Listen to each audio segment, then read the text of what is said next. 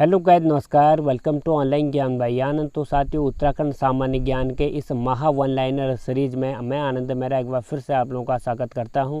साथियों, शाम का बज चुका है 8। चलिए उत्तराखंड सामान्य ज्ञान की जो हमारी यह सीरीज चल रही है डेली 200 वन लाइनर वाली, उसको आगे बढ़ाते हैं। यदि आपको हमारी इस सीरीज के पिछले पार्टों से अवगत होना है या देखने हैं तो इसी वीडियो के डिस्क्रिप्शन बॉक्स में जाइएगा, वहाँ प्लेलिस्ट पड़ी हुई है।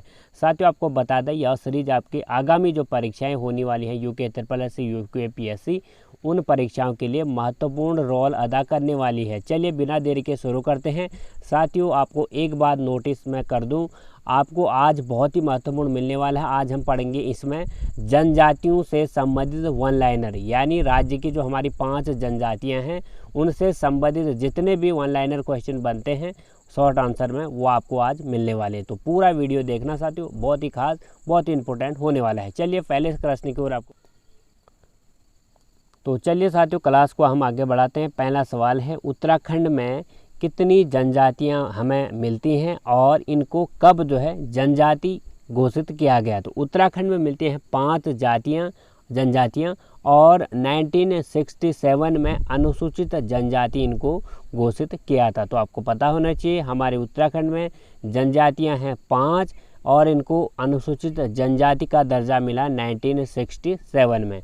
दूसरा है, राज्य की कितनी जो जातियां हैं उनको अनुसूचित जाति या 80 घोषित किया गया है? तो 1976 में साथियों कुछ जातियों को अनुसूचित जाति यानी 80 में भी घोषित किया। वो थी हमारी 65 जातियों को उत्तराखंड की अनुसूचित जाति के रूप में घोषित किया 1976 में।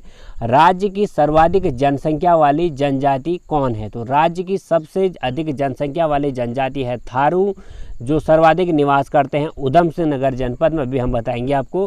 राज्य की सबसे कम जनसंख्या वाली जनजाति है, तो राज्य की सबसे कम जनसंख्या वाली जनजाति है राजे जनजाति, जिसे हम बनरौत भी कहते हैं साथियों, जो पिथौरागढ़ में इसकी अधिकता हमें मिलती है, पिथौरागढ़ में ज़्यादा पाए जाते हैं, मिलते हैं। राज्य में अनुसूचित जनजातियों को कितना % आरक्षण राज्य सेवाओं में दिया जाता है? तो राज्य सेवाओं में अनुसूचित जनजातियों को राज्य सरकार 4% आरक्षण का प्रावधान किया हुआ है। अगला है, अनुसूचित जनजातियों की सबसे अधिक आबादी वाला ज़िला कौन सा है और उसके बाद दूसरा क्रम में कौन सा है? तो अनुसूचित जनजातियां यानी एसटी समुदाय, अनुसूचित जनजाति हमारे उत्तराखंड के किस जनपद में ज़्यादा पाए जाते हैं? तो उधम सिंह नगर में है थारू जनजाति सबसे अधिक। उसके बाद देहरादून में जौनसारी लोग मिलते हैं। तो देहरादून का जो जौनसारी समुदाय है वो दूसरा सबसे बड़ा समुदाय है जनजाति समुदाय में। पहला है थारू, जो उधम सिंह नगर में सबसे अधिक पाए जाते हैं। अगला है, अनुसूचित जनजातियों की आबादी सबसे कम किस जिले में है? तो अनुसूचित जनजाति सबसे कम है साथियों रुद्रप्रयाग जनपद में। अनुसूचित जनजातियों की दूसरी कम आबादी वाला जिला रुद्रप्रयाग है सबसे कम वाला। तो दूसरा है टिहरी में भी अनुसूचित जनजातियां सबसे कम पाई जाती हैं। प्रतिशत की दृष्टि से अनुसूचित जनजातियों की आबादी सबसे कम किस जिले में है? तो प्रतिशत का आंकड़ा के अनुसार हम निकालें तो अनुसूचित जनजातियां हम निकलेंगी वो हैं टिहरी जिले में। तो आपको याद रखना है अनुसूचित जनजातियों की आबादी सबसे कम है रुद्रप्रयाग जनपद में, और प्रतिशत के हिसाब से हम निकालें तो प्रतिशत के हिसाब से अनुसूचित जनजातियां कुल आबादी का प्रतिशत हम निकालें तो टिहरी जनपद में सबसे कम हमें मिलते हैं। अगला है, राज्य में अनुसूचित जनजातियों की कुल आबादी कितनी है? लगभग 2011 के अकॉर्डिंग साथियों राज्य में अनुसूचित जनजातियां जो टोटल हैं 5 जो जातियां हैं उनमें कुल कितने लोग हैं? 2,91,000। सबसे ज़्यादा शिक्षित अनुसूचित जनजाति के लोग किस जनपद में रहते हैं, जबकि सबसे कम शिक्षित लोग किस जनपद में रहते हैं? तो सबसे ज़्यादा शिक्षित अनुसूचित जनजाति के लोग रहते हैं रुद्रप्रयाग जनपद में, जबकि सबसे कम शिक्षित जो अनुसूचित जातियां हैं यानी थारू समुदाय जो है उधम सिंह नगर में जो रहता है वो सबसे कम शिक्षित जो समुदाय है हमारा अनुसूचित जनजाति का। राज्य विधानसभा में अनुसूचित जनजातियों के लिए कितने सीट आरक्षित की गई? तो राज्य विधानसभा में 2 सीटें जो है अनुसूचित जनजातियों के लिए आरक्षित की गई है। पहली सीट है नानंग मत्ता सीट, वो उधम सिंह नगर जो जनपद में पड़ता है नानंग मत्ता सीट, वो अनुसूचित जनजातियों के लिए आरक्षित की गई है। जहाँ पे भी अधिकता होती है ना साथियों जनजातियों की, वहाँ पे ये सीट का प्रावधान रहता है। दूसरा चक्राता देहरादून में, आपको बताया हमने उधम सिंह नगर में कौन रहते हैं, थारू समुदाय रहता है, थारू जनजाति रहती है, इसलिए नानकमत्ता की सीट को यहाँ पे रिजर्व क्या करा गया इनके लिए, किनके लिए, अनुसूचित जनजातियों के लिए। फिर है चक्राता में, चक्राता देहरादून में रहते हैं हमारे जौनसारी जनजाति, तो जौनसारियों के लिए भी देहरादून में एक सीट विधानसभा के लिए आरक्षित की हुई है। चलिए साथियों, अब जानेंगे हम पाँचों के 5 जनजातियों के बारे में और पाँचों के 5 जनजातियों के वन लाइनर क्वेश्चनों को पूरा देखना साथियों, बहुत ही मज़ा आने वाला है। हर एक टॉपिक हम इसमें कवर करेंगे। पहला हम जौनसारी पढ़ेंगे, फिर पढ़ेंगे हम थारू, फिर पढ़ेंगे साथियों भोटिया, फिर आगे हम पढ़ेंगे राजी जनजाति और फिर पढ़ेंगे हम बोक्सा जनजाति। तो ऐसे करते हुए हम इस चैप्टर को फिनिश करेंगे। जो भी यहाँ से प्रश्न बनेंगे आगामी परीक्षाओं के लिए महत्वपूर्ण होंगे। चलिए जौनसारी, तो जौनसारी जनजाति में हमारा पहला क्वेश्चन होगा, राज्य का सबसे बड़ा जनजाति समुदाय कौन है। उसके बाद दूसरा क्रम में कौन आता है। तो राज्य का सबसे बड़ा जनजाति समुदाय है थारू जनजाति, उसके बाद आता है जौनसारी जनजाति, जो कहाँ पे निवास करते हैं अभी हम बताएंगे आपको। तो आपको याद रखना है जौनसारी जनजाति राज्य की दूसरी सबसे बड़ी जनजाति समूह है और गढ़वाल का सबसे बड़ा जनजाति समूह जो है जौनसारी ही है, जो कहाँ पे रहता है साथियों, चक्राता देहरादून में रहता है, ये आपको पता होना चाहिए। जौनसारी लोग राज्य के किस ओर रहते हैं। तो जौनसारी लोगों का जो निवास है राज्य में वो जौनसार बाबर क्षेत्र में है, तो आपको पता होना चाहिए जौनसार बाबर क्षेत्र जो देहरादून चक्राता साइड में है, वहाँ पे राज्य के जौनसारी लोग रहते हैं। अगला बताएं तो देहरादून जिले के किस किस क्षेत्र में जौनसारी लोग रहते हैं। तो देहरादून जिले के चक्राता में, कालसी में, तूनीम और लाखा मंडल में देहरादून के जौनसारी समुदाय निवास करते हैं। तो साथियों अगला सवाल है हमारा, जौनसारी लोग और किस क्षेत्र में रहते हैं। तो जौनसारी लोग टिहरी के, जौनपुर और उत्तरकाशी के परग नेकाना क्षेत्र में भी निवास करते हैं। जौनसारी लोग देहरादून के कितने पट्टियां और गांव उनको मिलकर बने हुए हैं। तो जौनसारी लोगों का समुदाय जो है देहरादून चक्राता त्यूनी कलाखा मंडल में, वहाँ पर 39 पट्टियों पर वो निवास करते हैं। लगभग 358 गांव जो हैं जौनसारी समुदाय के देहरादून में निवास करते हैं। जौनसारी लोग पांडवों को क्या कहते हैं। तो जौनसारी लोग पांडवों को अपना वंशज बताते हैं। जौनसारी लोग किस जाति का मिश्रण है। तो जौनसारी लोग अपने आप को मंगोल या डोम प्रजाति का मिश्रण कहते हैं। तो आपको पता होना चाहिए जौनसारी लोग अपने आप को मंगोल और डोम प्रजाति का मिश्रण रूप मानते हैं। जौनसारी लोग कितने वर्गों में बटे हैं। तो जौनसारी लोग 3 वर्गों में बटे हैं। पहला जो समुदाय है वो कहलाता है खसास, फिर कहलाता है कारीगर और हरिजन खसास, ये आपको पता होना चाहिए। खसास वर्ग में ब्राह्मण और राजपूत लोग आते हैं। और बात करें साथियों जौनसारी लोगों का समाज जो है किस प्रकार का है। तो मात्र सत्तात्मक ना होकर जौनसारी लोगों का समाज जो है पितृ सत्तात्मक है, यानी पिता, यहाँ पे घर का बड़ा या पिता ही जो होता है प्रधान होता है, जो जिसकी सब मानते हैं। जौनसारी लोगों में क्या बहुपति विवाह प्रचलन में है। तो हाँ, जौनसारी लोगों में पहले बहुपति विवाह प्रचलन में था, अब जो है यहाँ पे यह नहीं है।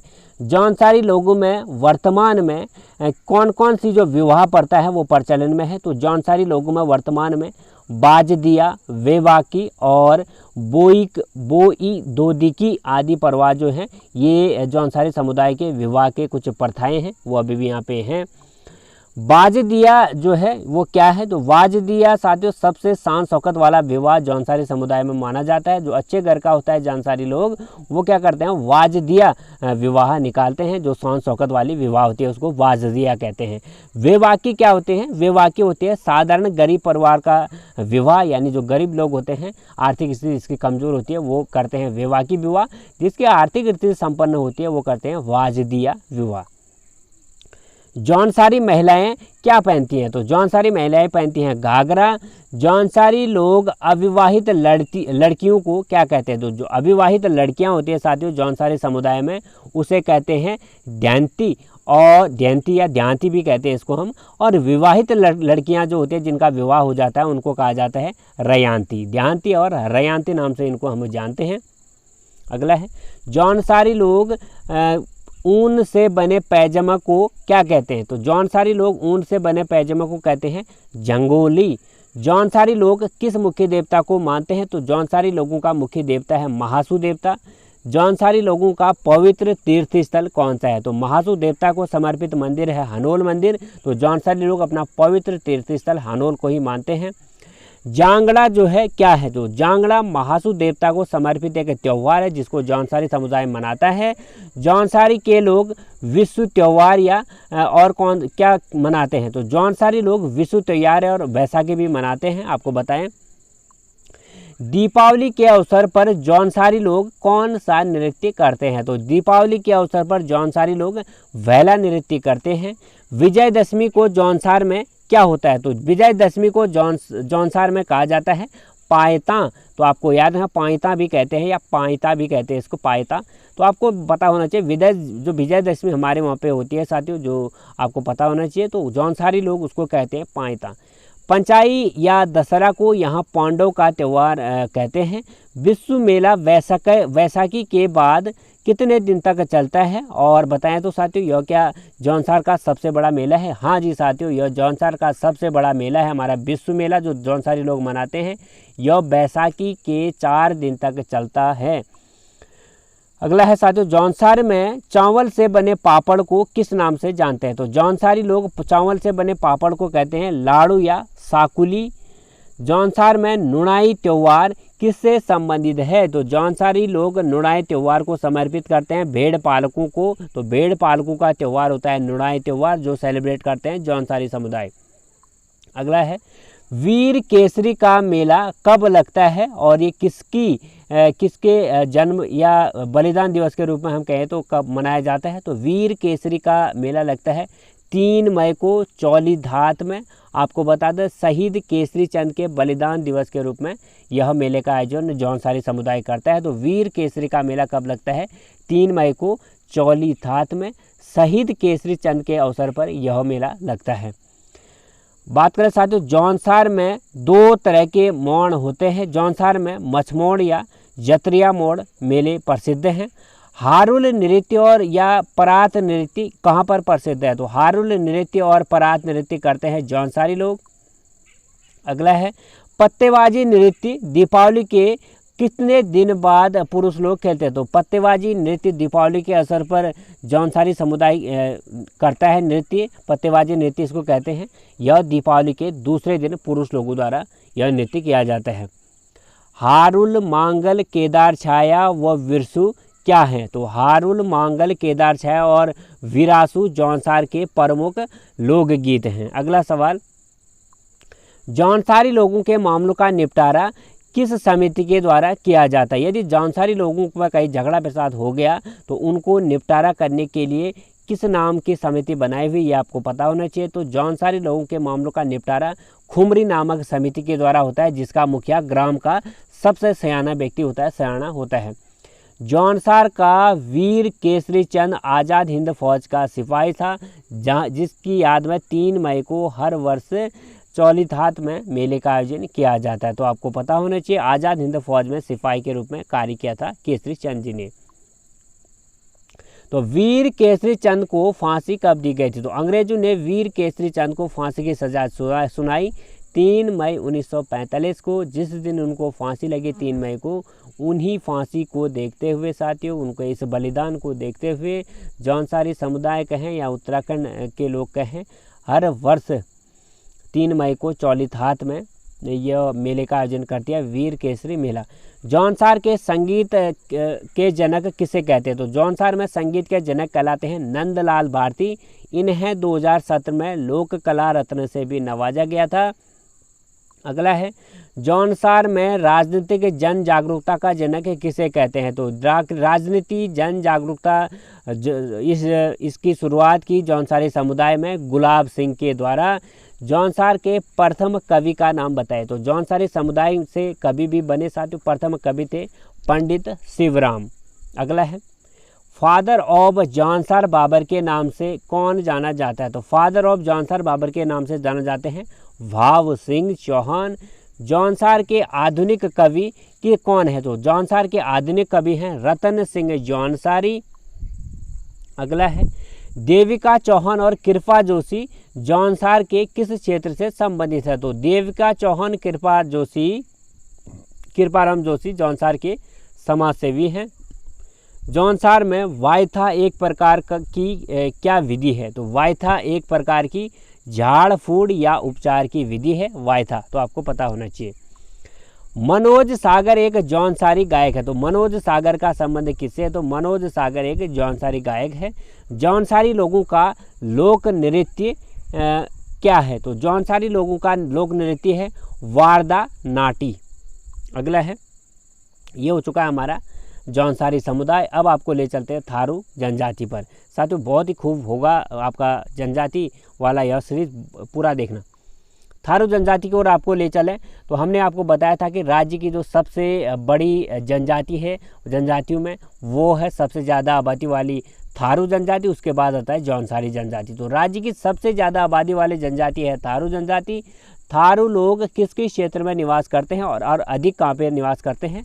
तो थारू समुदाय उधमसिंह नगर में सर्वाधिक निवास करते हैं। उधमसिंह नगर के खटीमा में, किच्छा में आदि व सितारगंज में लगभग इनके 144 गांव जो है उधमसिंह नगर में बसे हुए हैं। अगला सवाल, राज्य के तराई और बाबर क्षेत्रों में भी ये लोग निवास करते हैं। राज्य के अलावा बाहर भी कहाँ पर जो है ये लोग निवास करते हैं थारू लोग? उत्तर प्रदेश, बिहार और नेपाल में भी थारू लोग निवास करते हैं। थारू लोग, तो थारू लोगों को किरात वंश माना जाता है। तो थारू लोगों को क्या माना जाता है? किस वंश का माना जाता है? किरात वंश का।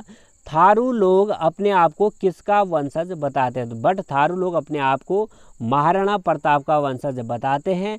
अब बात करें थारू लोगों के पहचान की, हम थारू लोगों को कैसे पहचानेंगे? थारू लोगों का कद जो होगा छोटा होगा और मंगोल प्रजाति के अत्यधिक निकट इनका शकल सूरत मानी जाती है, देखी जाती है। अगला है, थारू लोग गोत्र को किस नाम से जानते हैं? तो थारू लोग गोत्र को कुरी कहते हैं, कुरी।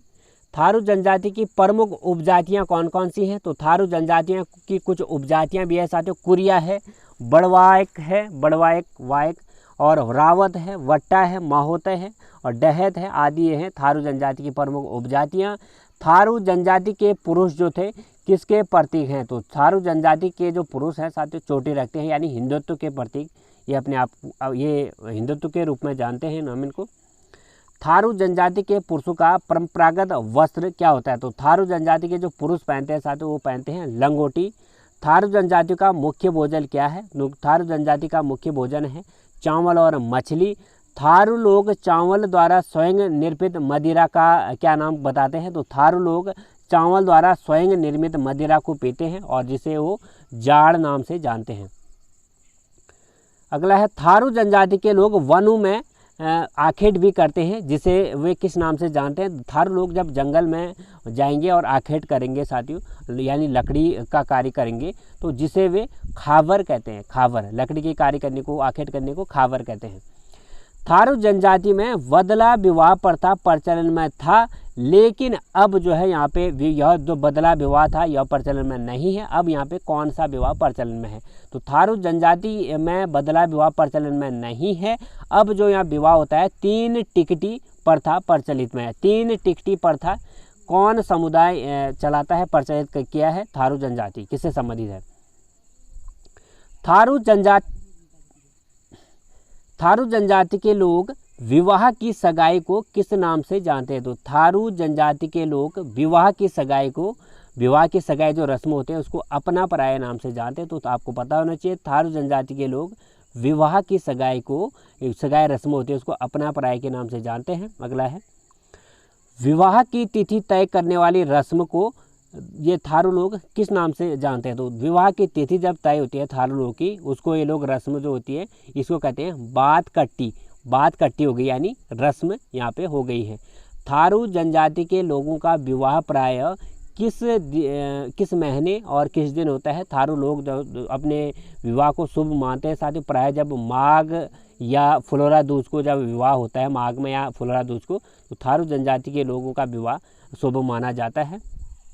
अगला है साथियों, विवाह के बाद जब लड़की स्थायी रूप से लड़के के घर आती है तो इसे थारू जनजाति के लोग किस नाम से जानते हैं? तो विवाह के बाद जब लड़की स्थायी रूप से लड़के के वहाँ रहने लग जाती है तो थारू जनजाति के लोग इसको चाला कहते हैं, चाला। तो थारू जनजाति में क्या विधवा विवाह प्रथा प्रचलित में है? तो थारू जनजाति में विधवा विवाह की प्रथा प्रचलन में है।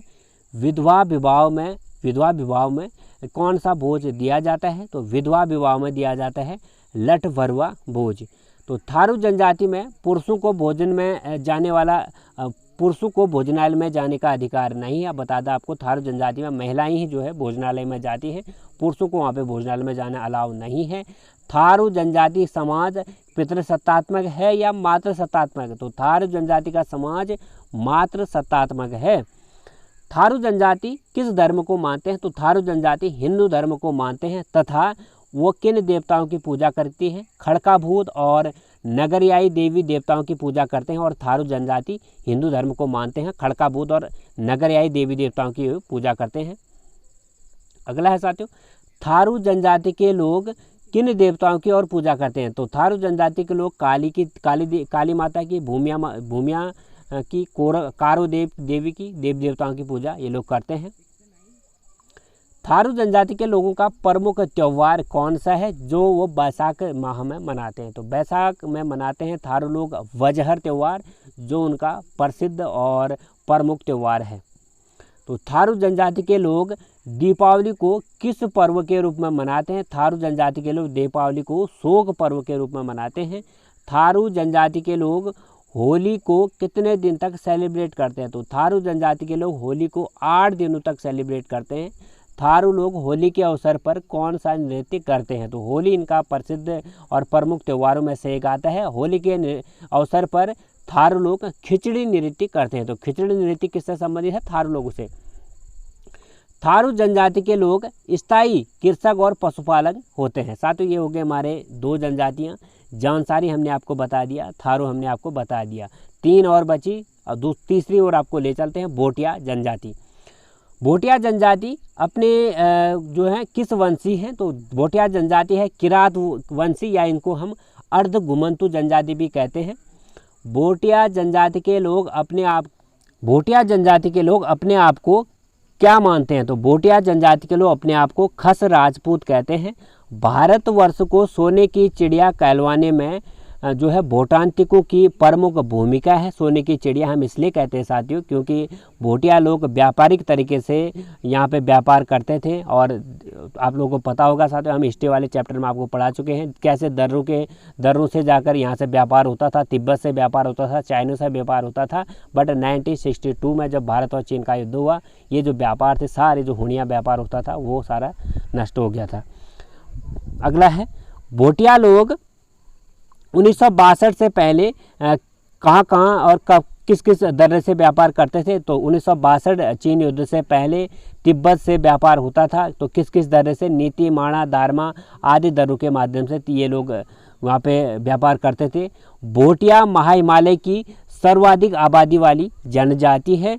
अगला साथियों, भोटिया जनजाति सर्वाधिक कहाँ पे निवास करते हैं? तो भोटिया जनजाति के लोग सर्वाधिक पिथौरागढ़ में, फिर चमोली में, अल्मोड़ा में और उत्तरकाशी जिलों में लगभग इनके 291 गाँव में ये निवास करते हैं।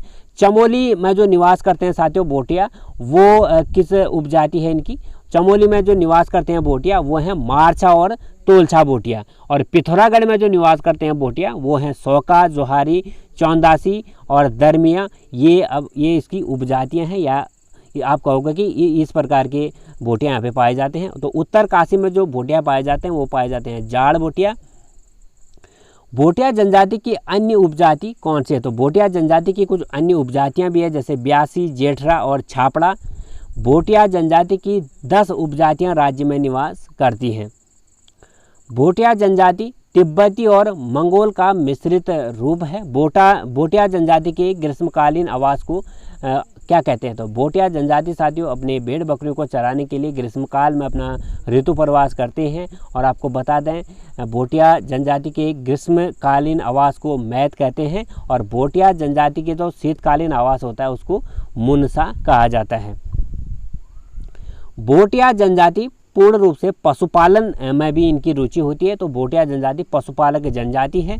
उत्तरकाशी की जो जादू और नेहलंग घाटी का संबंध भोटिया जनजाति से है। पिथौरागढ़ के जो तेड़ांग, जोलिंग, कोंग, कुटी और संबंध ये सब भोटिया जनजाति से है। अगला है साथियों, चमोली के माणा, मलारी और टोंगा गांव भोटिया जनजाति निवास करती है। भोटिया जनजाति के लोग शराब को किस नाम से जानते हैं? तो भोटिया जनजाति के लोग शराब को छंग कहते हैं, छंग। भोटिया जनजाति में कौन सी सा विवाह प्रथा प्रचलन में है? तो भोटिया जनजाति में दामोला विवाह प्रथा प्रचलन में है। दामोला विवाह में क्या होता है? तो दामोला विवाह में बाराती जो है वर के नाम पर दुल्हन को ले जाते हैं। साथियों, बिना वर के विवाह कहाँ होता है? भोटिया जनजाति में होता है। यहाँ पे क्या होता है, बाराती जाएंगे दुल्हन के वहाँ, दुल्हन ले आएंगे, बस हो गया, जो बर होगा जाएगा नहीं। तो दामोला विवाह इसको कहा जाता है।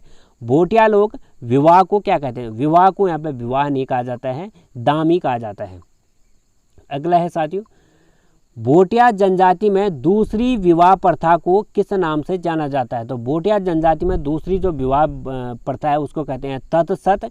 विवाह अवसर पर भोटिया लोग कौन सा नृत्य करते हैं? तो विवाह अवसर पर भोटिया लोग पौड़ा नृत्य करते हैं। अपने सगे संबंधी को भोटिया लोग किस नाम से पुकारते हैं? तो भोटिया लोग अपने सगे संबंधी को स्वारा के नाम से जानते हैं। भोटिया जनजाति के लोग भूमियाल देवता की पूजा करते हैं। तो भोटिया जनजाति लोग किस देवता की पूजा करते हैं? भूमियाल देवता की।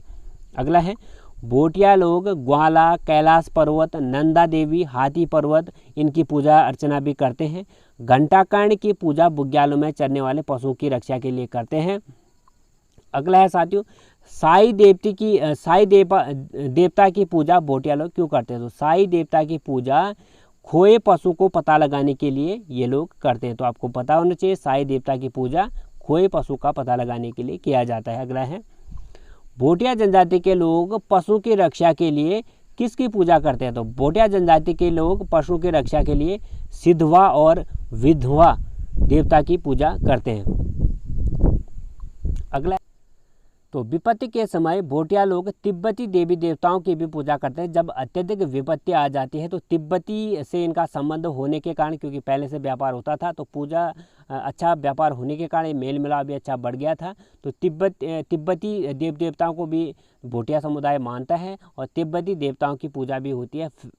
फैला और धुरमा ये वो हैं, ये देवी देवता हैं भोटिया में।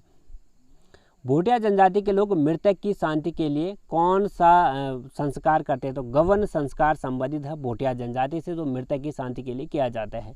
भोटिया जनजाति के लोग कंडाली उत्सव कितने वर्ष के बाद मनाते हैं? तो भोटिया जनजाति का कंडाली उत्सव संबंधित है साथियों, जो 12 वर्ष के बाद भोटिया लोग मनाते हैं।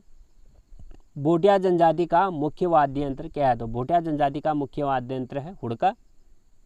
अगला है, तुवेरा, वाजी और तिमली भोटिया जनजाति के प्रसिद्ध लोकगीत हैं। तो भोटिया जनजाति के प्रसिद्ध लोकगीत पूछा जाए तो हमें तुवेरा, वाजी और तिमली ये जो है भोटिया जनजाति के प्रसिद्ध लोकगीत हैं। भोटिया जनजाति के लोग चीन से गम्यता पद्धति से व्यापार करते थे। गम्यता पद्धति क्या होता है साथियों? कुछ एक इस तरह का पत्थर टाइप का होता था। उनको एक यहाँ का दोस्त जो यहाँ व्यापार करता था और वहाँ पे व्यापार करता, इस तरह से एक प्रचलन पुरानी प्रथा के अनुसार किया गया था, जिसे गमया का था, गम्या।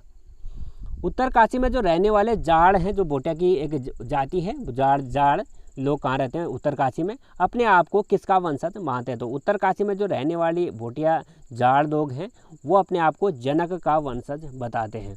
जाड़ लोग किसके अनुयायी हैं? तो जाड़ लोग जो उत्तरकाशी में रहते हैं बौद्ध धर्म के अनुयायी हैं।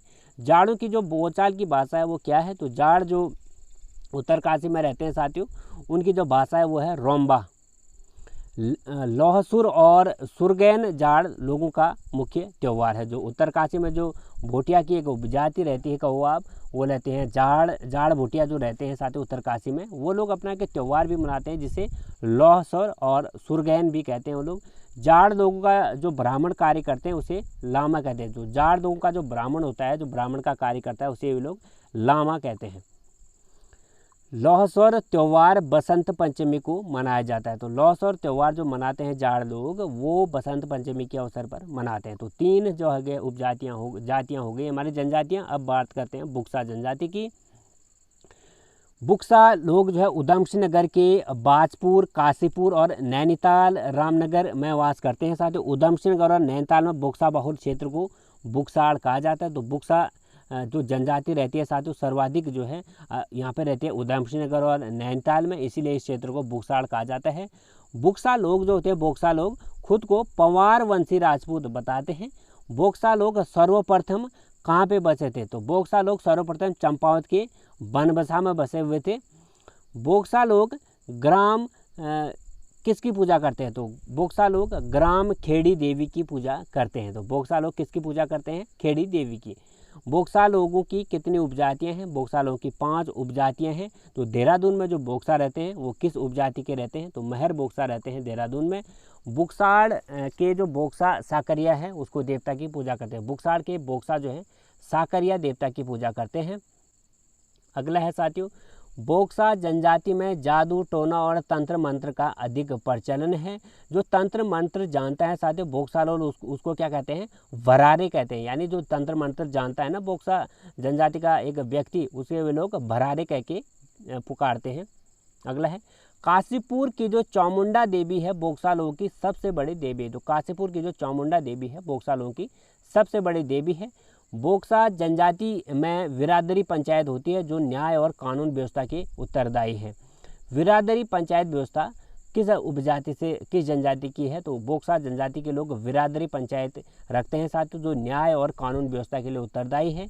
बिरादरी पंचायत का बड़ा अधिकारी तखत होता है और तथा एक दरोगा भी होता है।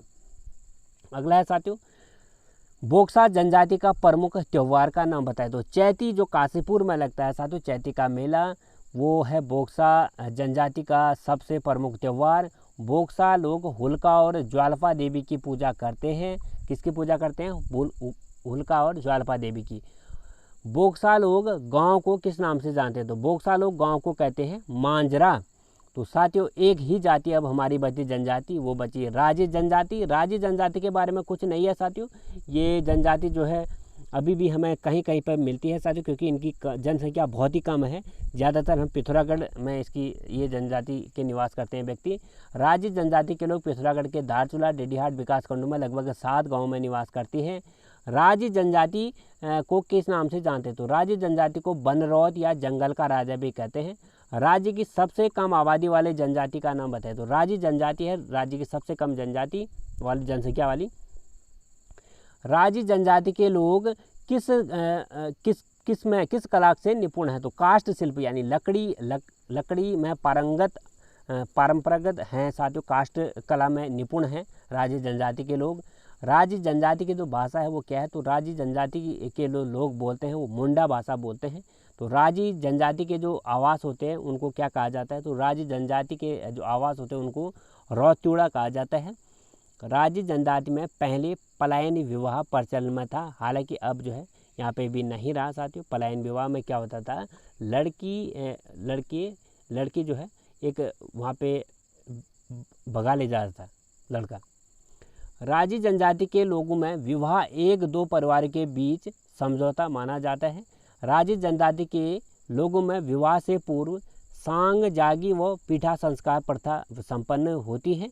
राजी जनजातियों के प्रमुख त्यौहार कौन से हैं? तो राजी जनजाति के प्रमुख त्यौहार हैं कर्क और मकर। राजी जनजाति का प्रमुख देवता कौन है? तो जो साथियों बागनाथ है ना हमारे बागेश्वर जनपद में, तो राजी जनजाति का प्रमुख देवता है बागनाथ।